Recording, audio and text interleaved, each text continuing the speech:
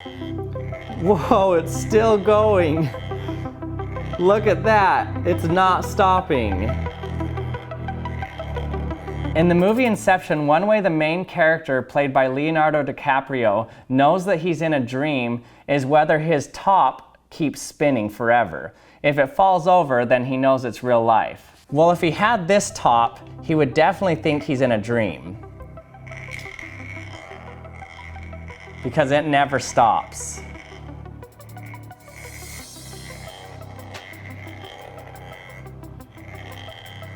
So how does this keep spinning? Obviously there's something powering it, but how could something power it to keep spinning when there's no wires or anything touching it? This is just a plastic bottom that it's on, and the top itself is made of plastic as well. So how is there actually power getting sent to the top to keep it spinning? And what type of power could keep it turning like that? Well, to figure it out, let's open it up and see what's inside. So the magic is what's inside of this base here. So you can see that it's actually pretty simple inside. We literally just have a battery and a coil of wire. And then a little part that you can't see, it's just a tiny transistor. So just 3 parts here, a battery, a coil of wire, and a transistor. And if you don't know what a transistor is, it's just a switch that turns on when you apply a voltage to it. So because this is a coil of wire, we can assume that this is an electromagnet. But notice that I have a neodymium magnet here. Notice that it's not attracted to it at all. So this electromagnet is not on right now. So what actually turns it on? Well, notice that in the base of the top, there's just a ceramic magnet in here. So this ceramic magnet, let's see which way its poles are facing. So this is a north pole of my magnet here. You can see that it wants to be on this side. If I turn the magnet, it wants to repel it. So this side of the magnet is a south pole. And notice on this side it's repelled and it wants to turn the other way. Okay, so let me show you what I mean. So I've labeled the 2 sides of the magnet on the top here. So the red is one pole and the blue is another pole. And then I have a permanent magnet here that I have labeled with its red and blue side here. So you can see that the blue side is attracted to the red side, so the opposite poles attract. If I turn it to this side, now the red side's attracted. So notice how I can get it to spin by changing which way it's facing. So what I need is a magnet that turns its field off and on right when the corresponding field of the top here gets hit the right spot to be pushed away, so that it's always being pushed away and keeps spinning. But notice what happens if you want it to spin fast, you need a field that turns on and off really fast. And that's where this special circuit comes in. Okay, so as soon as you start spinning the top, the poles of the magnet are alternating really fast. And if you have an alternating magnetic field, what that does in a coil of wire is it induces a voltage in the wire.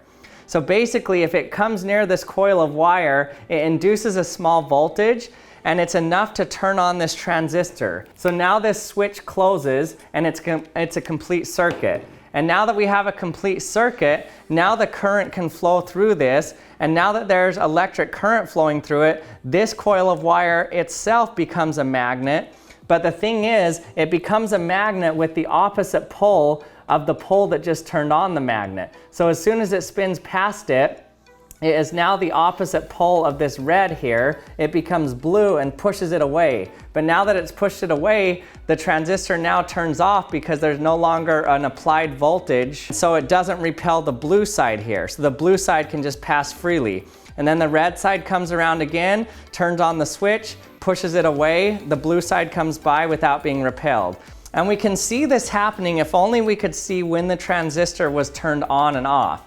And I can do that by putting an LED light in series. So basically putting a light in this connection here so that when the circuit is on, the light will be on. So however many revolutions per second this is doing, the lighting up of the LED light should match that.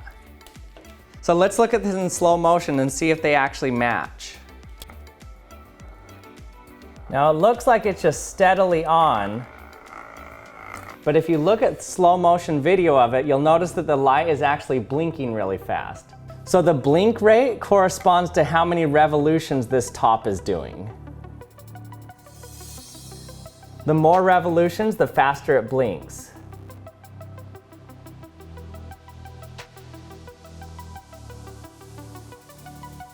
So now that we know this works by the use of an electromagnet, I know all you perpetual motionists out there will say, well, why don't we just take out the electromagnet, then we don't need a battery, put in a permanent magnet, and then it will literally last forever and the battery will never run out and we have perpetual motion. Well, let's see if that actually works. Okay, so I have here a permanent magnet. I'm going to stick it below here, put my top over it now. Now let's see what happens when I try to spin the top on top of it.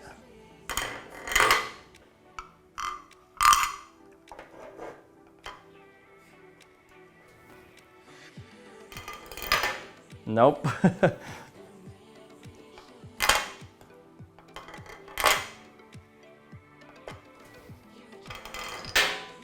Okay, so why doesn't this work? Why doesn't it work with a permanent magnet in there?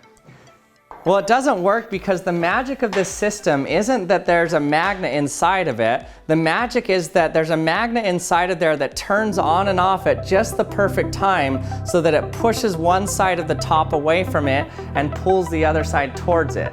So that at just the right time it turns off then on, off then on. So we need a magnet that's not a permanent magnet with always the same north and south pole facing, but we need a magnet that turns on the field, then turns it off, turns it on, turns it off at just the perfect time so that when this magnet is passing over it, it gets repelled away from it. And so it continually pushes it around in a circle.